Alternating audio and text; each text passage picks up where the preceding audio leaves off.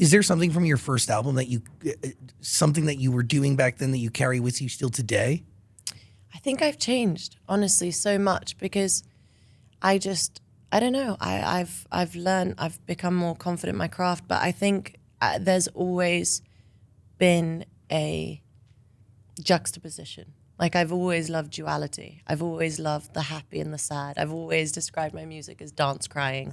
It's I feel accurate. like It is I feel so like that's accurate. something that really resonates with me. But I feel like I've grown and matured, and my taste is more refined, and I know what I want from myself. So, but I think like the dance crying element that will forever be my genre. So what type of life does one need to live in order to get art that fits the dance crying genre?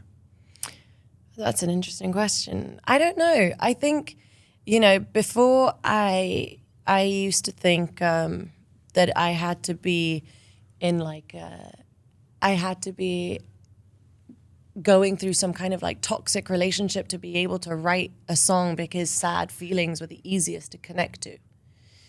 And with Future Nostalgia, I realized that that's not the case at all, and that I can make songs that feel really good and are really fun, and I can dance to without, they're pop songs, but without being cheesy. It's like, happy or optimistic songs would immediately get put in the bracket of like bubblegum pop in some way. And I think that record kind of cracked that for me, that I was like, oh, I can make music that also feels good and has depth as well. And do you approach it from, and really like, when you set out to make an album, do you set creative expectations for yourself or goals that you want to reach?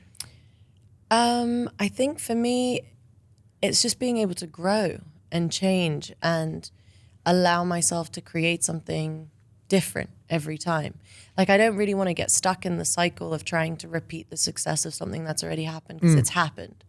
And it's easy to get stuck in that if something's been successful, because then your mind's like, okay, I have to replicate that thing. And that was, maybe with my first album, I had, New Rules and One Kiss and Electricity. And it was like, okay, now I have to go into the second record. And it's very easy to get into the cycle of how do I replicate that? But I had to separate myself from that to create something new. And I had to do it again to create something new again. And I think each of those have their own world.